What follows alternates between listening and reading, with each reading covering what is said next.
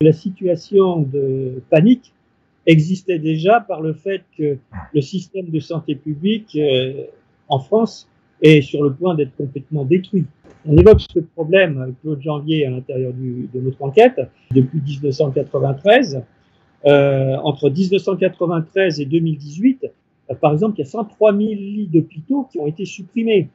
Il y a 40% des maternités dans votre domaine qui ont été fermées, qui fait qu'aujourd'hui, vous avez dans certains départements comme le Lot, vous avez eu en 2019, ou 2018, près d'une vingtaine de femmes qui ont accouché sur le bord de la route, faute de maternité de proximité. Concernant la situation du système de santé publique en France, il faut savoir qu'on passe ça en revue à l'intérieur du livre en détail, mais pour vous donner juste un chiffre qui résume la situation, entre 2011 et 2018, en 7 ans, la Commission européenne a recommandé à 63 reprises la privatisation et la réduction des dépenses de santé. Donc on a un terrain, si vous voulez, qui est favorable à une panique dès qu'il y a un phénomène, je dirais, imprévu qui se présente en termes de santé. On rappelle dans le livre, on revient sur depuis les années Sarkozy qui ont été catastrophiques pour la destruction de l'hôpital public, tout comme pour la justice d'ailleurs, le système judiciaire français.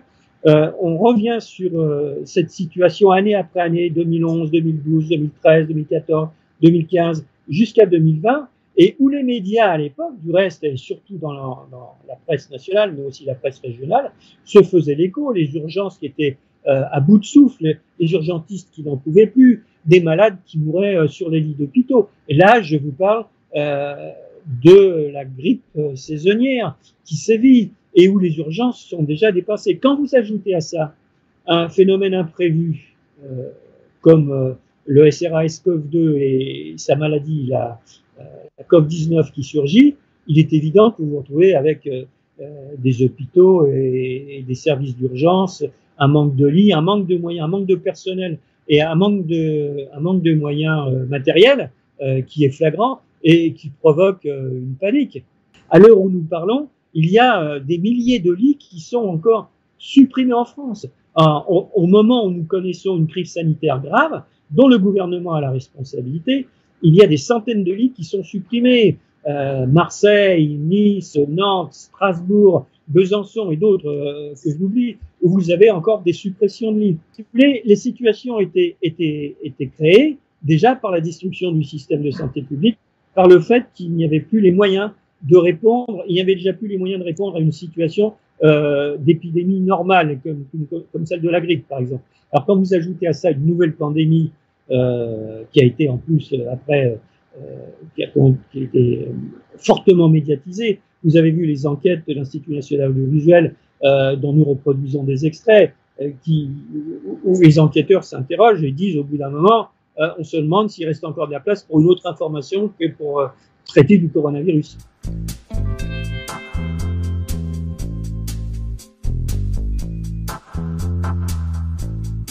Si vous voulez, il peut y avoir des erreurs dans la formation, après la rédaction et la diffusion d'informations.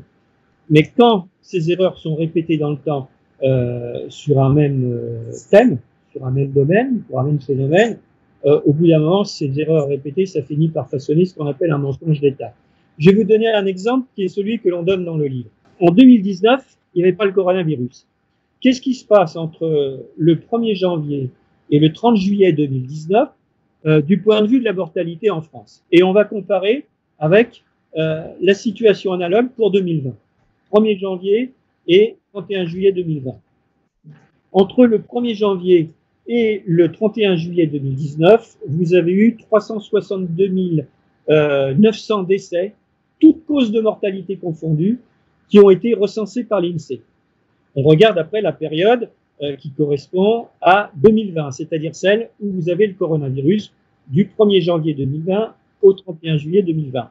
Et là, l'INSEE nous indique 380 400 décès, toutes causes confondues. C'est-à-dire que, en gros, vous avez 17 500 décès de plus, toutes causes confondues. C'est-à-dire, toutes causes confondues, c'est la vieillesse, c'est les accidents de la route, toutes maladies confondues, les crimes, etc., etc. Alors, On va même dire que c'est 18 000 décès. Allez, on va dire qu'il y a des communes qui n'ont pas, bien que l'INSEE ait une pratique depuis plusieurs années de collecter, de faire le point sur les naissances, la mortalité, etc., et de donner un tableau exact de la population en France. Il y a toujours parfois des communes, les résultats arrivent en retard, etc. Donc on va dire qu'il y a 17 000, au lieu de 17 500 décès recensés, on va dire qu'il y en a 18 000. Et puis au lieu de partir depuis le début de l'épidémie, c'est-à-dire depuis fin février, début mars, on va partir carrément depuis le mois de janvier, ce qui fait 2 mois en plus, en gros, du point de vue statistique. Or, Santé publique France donne, c'est ça au mois de décembre 2020, annonce qu'il y a 31 095 personnes qui sont décédées de la Covid-19. Alors, c'est mathématiquement impossible. Je ne vois pas comment vous pouvez avoir 18 000 décès, toutes causes confondues de plus entre 2020 et 2021, entre 2019 et 2020, pardon, et comment vous pouvez avoir plus de 31 000 personnes qui ne soient décédées que de la Covid-19. Alors ça voudrait dire que tous les morts supplémentaires sont tous morts de la Covid-19, qui évidemment ne correspond pas du tout à la réalité. On peut se reporter à aujourd'hui, si vous voulez. Je vais prendre les chiffres que je vais vous donner. Les chiffres les plus récents, ce sont ceux qui sont diffusés par l'INSERM. On ne peut pas mettre quand même l'INSERM en cause quant à la capacité des scientifiques et des chercheurs qui travaillent et à son personnel sur la validité des informations qu'ils diffusent. Il peut y avoir des erreurs comme partout. Et d'une manière générale, les chiffres de l'INSERM sont des sources sérieuses. La 53e semaine, c'est-à-dire la semaine qui est à cheval entre la fin décembre et le début janvier. L'INSERM a un réseau qui s'appelle le réseau Sentinelle, qui regroupe 1200 cabinets médicaux et autres sur tout le territoire national, et qui procède régulièrement, semaine par semaine, à des relevés pour différentes infections respiratoires aiguës, les IRA, comme ça s'appelle, et dont y compris la Covid-19. Or, si je prends les chiffres de l'INSERM, qu'est-ce qu'indique l'INSERM? L'INSERM trouve, alors que le ministère de la Santé donne 1068 cas fin décembre par semaine pour 1 million d'habitants, l'INSERM trouve 14 cas de personnes infectées pour 100 000 personnes. Ça veut dire 140 personnes infectées de la Covid-19 pour 1 million de personnes.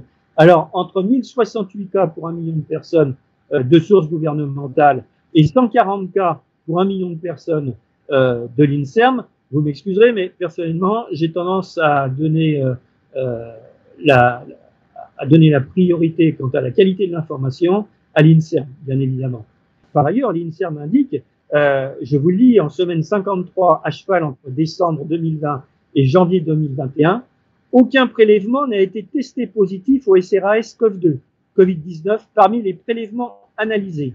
Ceci permet d'estimer que le taux d'incidence des cas d'IRA, qui sont les infections respiratoires aiguës dues au SRAS-CoV-2, vu en médecine générale, serait inférieur à 14 cas pour 100 000 habitants, représentant moins de 9 097 nouveaux cas de Covid-19 ayant consulté un médecin généraliste. Et l'INSERM précise, cette estimation est stable par rapport aux semaines précédentes. Alors maintenant, dites-moi, quel média a rendu compte de cette stabilité par rapport aux semaines précédentes et qui sont quand même une source, je pense, fiable, puisque c'est celle de l'INSERM. C'est là pour vous montrer comment on arrive à ce que le général Delaware, qui a étudié depuis le début comment l'opinion publique a été hystérisée, comme il est dit, on a assisté à une véritable hystérisation de l'opinion publique, comment les chiffres sont manipulés. Et je ne parle même pas là des chiffres qui ont été donnés par monsieur Jean-François Delfrécy, le président du conseil scientifique, qui parle de centaines de milliers de cas, de dizaines de milliers de cas testés positifs par jour. Et je ne parle pas non plus des annonces alarmistes du président Macron, qui disait si nous ne faisons pas le reconfinement, nous allons avoir 400 000 morts. Je veux dire, on arrive là, je veux bien que le virus soit un élément nouveau, qu'on ne maîtrise pas bien, même plusieurs mois après, il faut encore du temps pour voir comment il évolue, comment il mute, comment on peut le traiter aussi.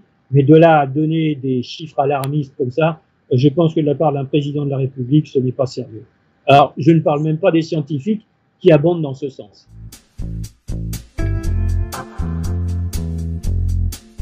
Vous avez deux aspects concernant les médias français. D'une part, vous avez de la part de ces directeurs de rédaction, je ne parle pas des journalistes, je parle des directeurs de rédaction, dont les médias reçoivent quand même des centaines de millions, voire des millions d'euros pour certains de l'État, sans lesquels ils ne pourraient pas combler le déficit qui est dû à la perte de lecteurs chroniques qui continue. Et vous avez donc une diminution des rédactions en termes de quantité de journalistes qui travaillent sur le terrain, en termes de qualité et en termes de temps. Les journalistes sont soumis à des pressions très fortes, sont sollicités par un flot d'informations continu. Donc dans ce cas-là, qu'est-ce que vous faites? Le truc le plus simple, pour pas avoir de soucis, pas avoir d'ennuis, vous dites bon, on n'a pas le temps d'enquêter là-dessus, on prend la source gouvernementale. Et du reste, quand vous regardez certaines chaînes de télévision, alors vous avez des graphiques qui apparaissent avec des courbes à la hausse, attention, la deuxième vague, la troisième vague, la quatrième vague, la cinquième vague, et vous avez marqué maintenant source gouvernementale. Moi, ce que j'aimerais bien voir, quand même, c'est la source des journalistes qui enquêtent sur le terrain. Le problème, c'est que vous avez dans les médias français, vous n'avez pratiquement plus, de moins en moins, et même pratiquement plus, de journalistes d'enquête, d'investigation. Les journalistes qui sont dans les hebdos, dans les quotidiens, ils doivent boucler, ils sont pris par une multitude de chiffres et d'informations qui arrivent, et comment voulez-vous qu'ils s'y retrouvent dans des informations qui sont contradictoires, qui sont souvent, vous avez les informations les plus contradictoires, qui viennent aussi bien du milieu politique que des milieux scientifiques, etc. Donc, il faut savoir se donner la réserve pour pouvoir écrire sur les articles. Le problème, c'est que quand vous êtes dans un quotidien, le papier, Coco, il faut qu'il soit prêt ce soir à 17h pour que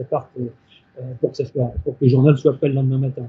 La deuxième chose, c'est qu'après, vous avez ceux qui sont carrément des services de communication du pouvoir. Bon, ceux-là, ils sont connus. Je veux dire, on n'a même plus besoin de les présenter. Ils vont de plateau de télévision en plateau de télévision, de studio radiophonique en studio radiophonique. Et pour être tranquille, pour pas être mis en cause, ils s'arrangent pour inviter toujours les mêmes soi-disant experts en médecine qui ont tous travaillé pendant de très nombreuses années sur ce coronavirus et qui donnent les informations les plus contradictoires et les plus fantaisistes. C'est pas avec ça qu'on peut travailler sérieusement l'information. Cela dit, par rapport à ce que vous disiez tout à l'heure, ce que nous vivons actuellement avec le coronavirus, avec le SRAS-CoV-2, pardon, est très intéressant du point de vue de la manipulation des masses, des foules. C'est-à-dire quand vous avez une annonce qui arrive avec le tampon d'une administration ou d'un ministère ou qui circule avec en provenance de l'AFP par exemple, donc qui touche tout de suite dans un temps très court une multitude de médias, vous voyez le résultat que ça peut donner.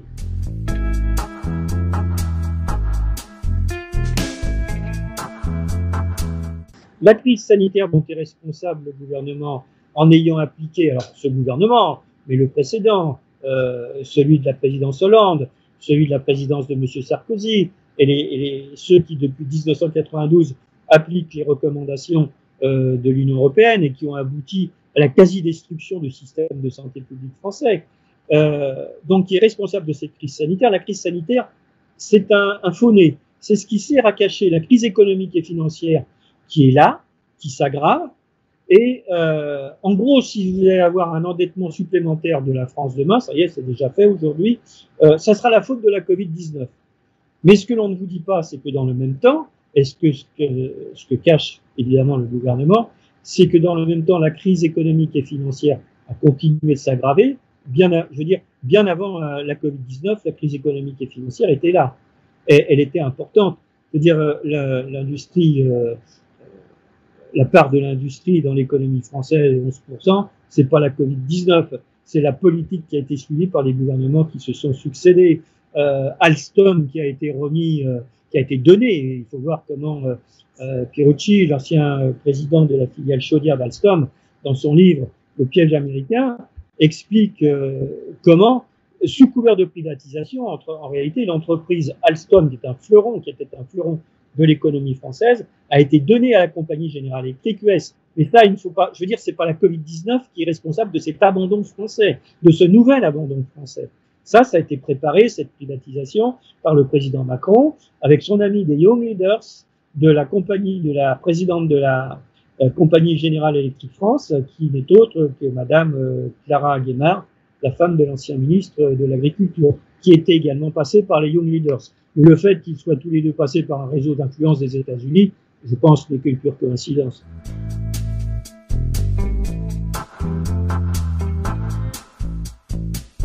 Tout à fait, exactement. C'est le masque un peu, hein. C'est ce dont se sert le ministre de l'économie, Monsieur Bruno Le Maire, dont on dit qu'il est un peu la mère Noël des enfants gâtés dans cette histoire, hein. Parce que bon, les 200 milliards de l'eau continuent, et en plus de ça, aujourd'hui, l'État finance le chômage. C'est-à-dire que les sociétés qui disposent de chiffres d'affaires importants, alors il y a certaines quand même vont bénéficier et bénéficient de milliards d'euros à nouveau de la puissance publique. Mais si vous avez en France cette particularité, c'est que sont les entreprises qui créent le moins d'emplois, qui n'arrêtent pas de critiquer l'État, qui protestent contre son interventionnisme, soi-disant, qui vont solliciter sans arrêt son soutien pour faire quoi? Ne créent pas un seul emploi en France, ces entreprises. La création d'emplois en France, c'est le TPE, les PME.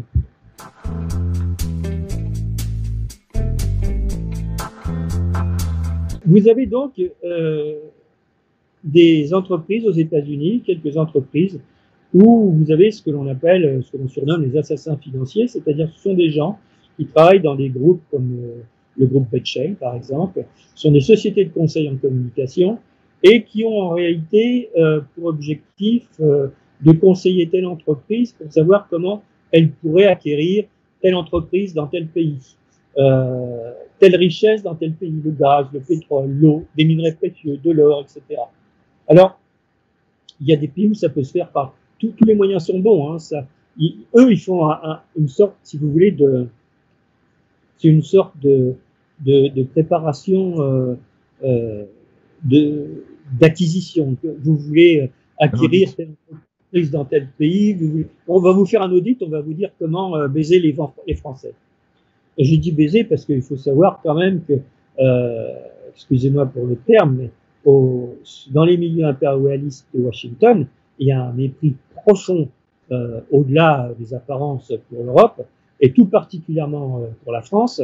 Et au congrès, un congrès qui s'est tenu, qui a été organisé au début des années 90 à Los Angeles par l'Association américaine de marketing, le représentant du département du ministère du Commerce états-unien est même montré à la tribune en disant « Attaquez l'Europe maintenant, exportez maintenant en commençant par son ventre mou ». Alors, évidemment, l'expression n'a pas été reprise, je l'ai su par des représentants qui étaient présents à ce congrès et qui en a été choqués. Et le ventre mou, c'était la France. Donc les Français sont désignés dans les milieux impérialistes de Washington comme le ventre mou. Alors, avec les autres pays latins, les trois autres pays latins, les principaux, c'est-à-dire l'Italie, l'Espagne et la Roumanie. Mais le principal, c'est la France. Parce que ce sont des latins, donc plus sensibles à ce qui vient de l'extérieur, et puis plus malléables. Donc ils déploient à partir de ça, si vous voulez, quand ils veulent acquérir une entreprise, quand ils veulent acquérir un secteur économique même, petit à petit, hein, ce n'est pas pour rien qu'aujourd'hui, vous avez près de 60% du capital des sociétés du CAC 40 qui est entre les mains de la finance anglo-saxonne. Donc, ils préparent des plans, et ces plans, après, les sociétés transnationales les mettent en route, si vous voulez. Alors, il faut savoir que dans ces entreprises d'assassins financiers, vous avez des experts de toute nature, vous avez des représentants, souvent d'anciens militaires, vous avez des anciens du renseignement, et des gens donc qui sont très liés avec le milieu des principaux dirigeants des transnationales états-uniennes. Et ces plans sont mis en place, ils essaient d'abord par tous les moyens. Alors, tous les moyens sont bons, ça peut être l'influence, c'est ce qui se fait auprès de la Commission européenne à Bruxelles, ça peut être la corruption, c'est ce qui se fait aussi.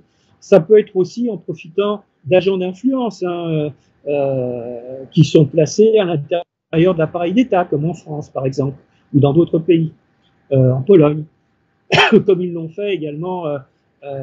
Mais si vous voulez, tout ça c'est,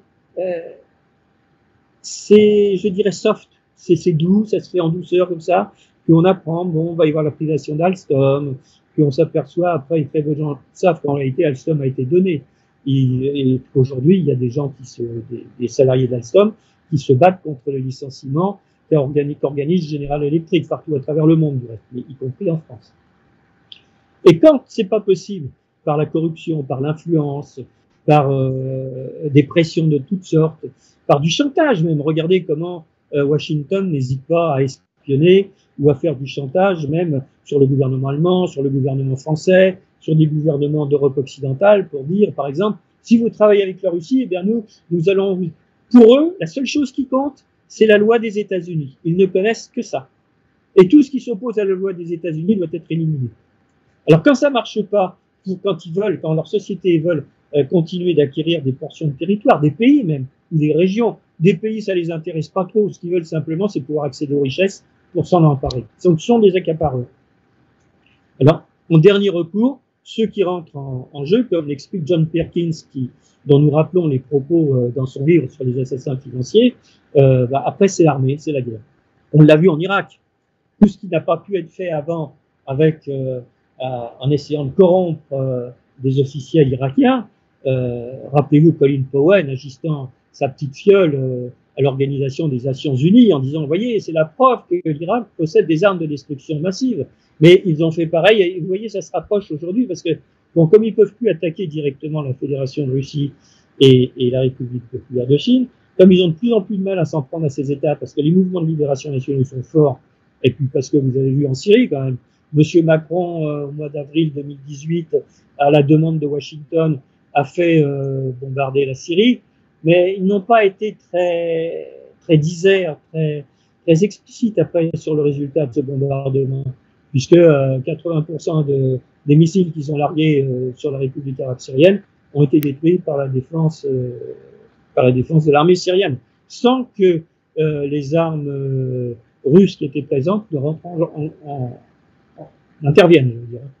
Donc, vous voyez, et après, ces assassins financiers, ce sont eux qui préparent ce terrain, mais après, en dernier recours, c'est l'État qui décide. Et cet État, ce n'est ni plus ni moins que les représentants des transnationales. Regardez M. Biden, M. Trump, c'est à peu près la même politique, avec une donnée quand même importante, c'est que M. Trump représente ce qu'on appellera l'Amérique profonde. M. Biden, c'est un peu une sorte de jouet qui est entre les mains des sociétés transnationales. Ils l'ont choisi suffisamment âgé pour pas qu'il aille au bout de son mandat, sans doute, mais c'est vous dire aussi l'état de décomposition du système politique états-unien. Le candidat démocrate le plus jeune qu'ils aient trouvé a passé les 80 balais quand même. Hein. Pour une grande puissance économique mondiale en plein déclin, c'est pas mal.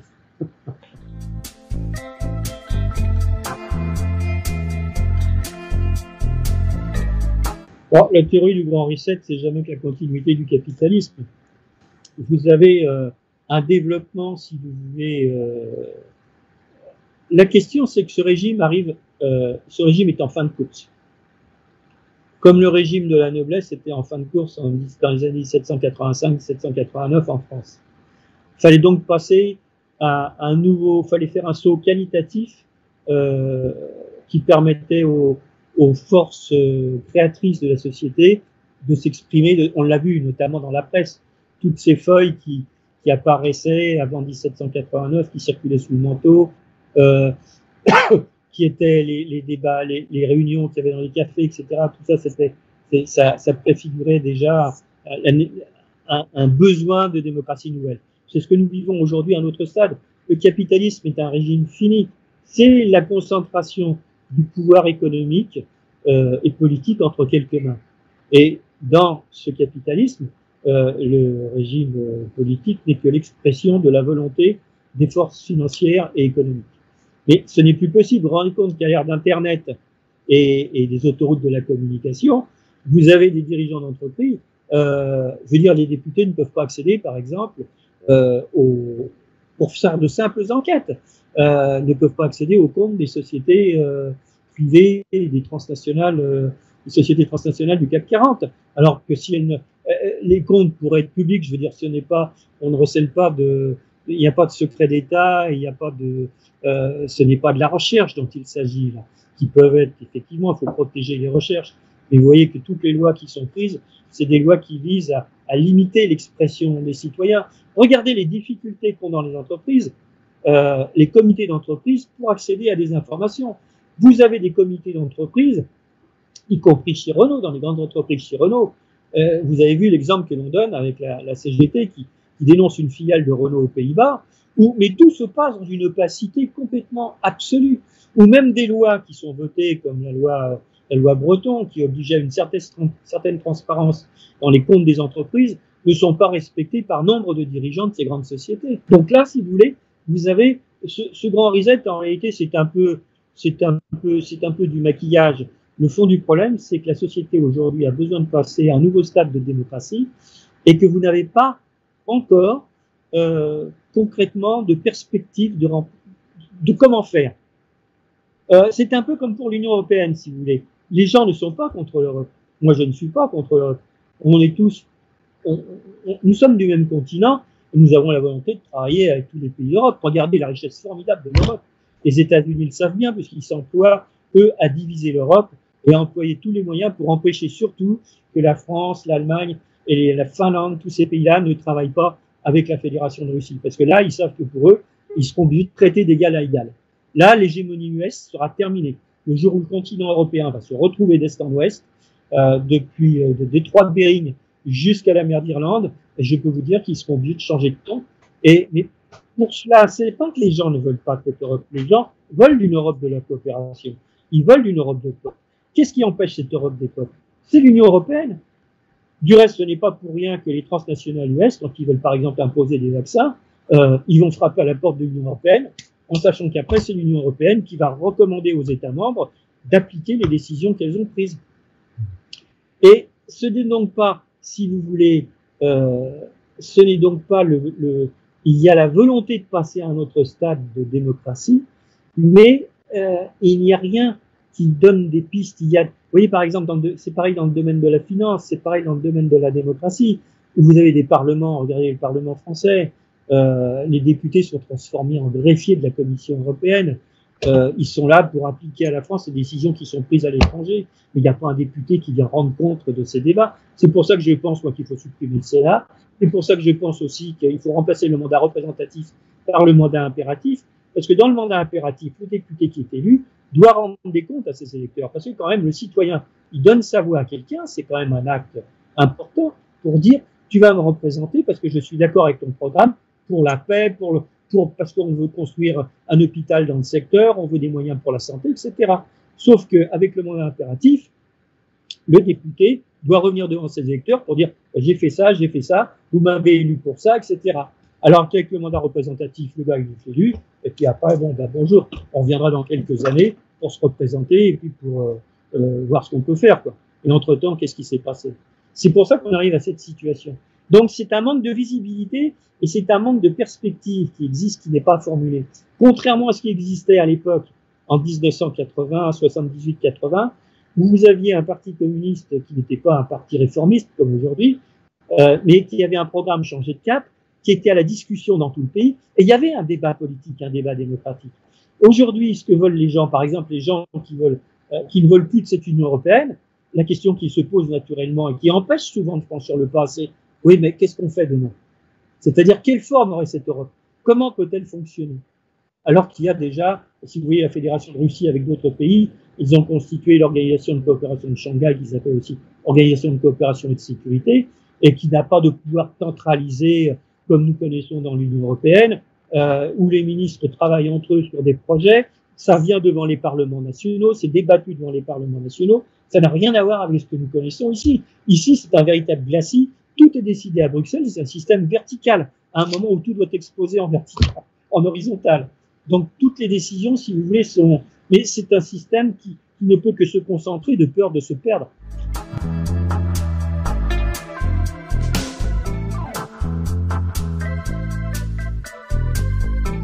J'ai réussi à me procurer des documents qui prouvent la collusion de dirigeants français avec des groupes terroristes, des groupes criminels. Alors, ce qui est intéressant du reste aujourd'hui, c'est que maintenant, ces terroristes, ce sont les terroristes de l'État français, pas seulement de l'État français, ce sont des terroristes de l'État français, principalement des Anglais, et des États-Unis essentiellement. Parce que bon, les États-Unis sont bien contents quand ils ont des dirigeants français qui font le sale boulot à leur place. Donc vous avez, c'est la filière dont je parle à un moment, mais ça c'est pas dans l'intérieur de ce livre, c'est sur, effectivement, vous avez avec le SRAS-CoV-2, avec le virus, un prétexte pour mettre en place des lois liberticides. Et avant, vous aviez le terrorisme. Un prétexte, autre prétexte pour mettre en place d'autres lois liberticides.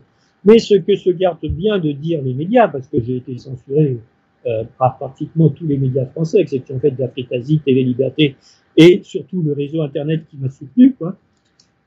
Mais vous avez de fortes connivences entre, depuis toujours, et pratiquement essentiellement depuis les années, fin des années 86 jusqu'à aujourd'hui, vous avez de fortes connivences entre l'État français et des groupes criminels. Alors, ceux que j'ai étudiés sont ceux qui ont été qui étaient recherchés par Interpol pour des coups d'État, des attentats à la bombe dans des lieux publics, et qui étaient protégés en France par l'État français. Bien qu'ils soient recherchés par Interpol, et il faut savoir que les notices rouges d'Interpol qui s'adressent principalement, qui concernent principalement les criminels recherchés pour terrorisme, sont régulièrement transmises au ministère de la Justice français. Bon, mais quand vous voyez dans quel état est le ministère de la Justice français. Mais là, la décision était plus politique, parce que quand même, quand vous avez une trentaine d'individus qui appartiennent tous au même réseau, qui sont tous présents sur votre territoire au même moment, entre la région parisienne, Lyon, Marseille, etc., je veux dire, les forces de police savent bien qu'ils sont là. Mais les forces de police n'ont que le pouvoir de faire, je dirais, le constat d'une situation. Celui qui avait le pouvoir, ceux qui avaient le pouvoir d'agir, c'était évidemment le ministre de l'Intérieur et le ministre de la Justice. Et vous avez vu que dans les deux tomes de 56, le tome 1, État français de groupes criminels, et le tome 2, Mensonges et crimes d'État, j'apporte les preuves de cette collusion entre l'État français et les groupes criminels.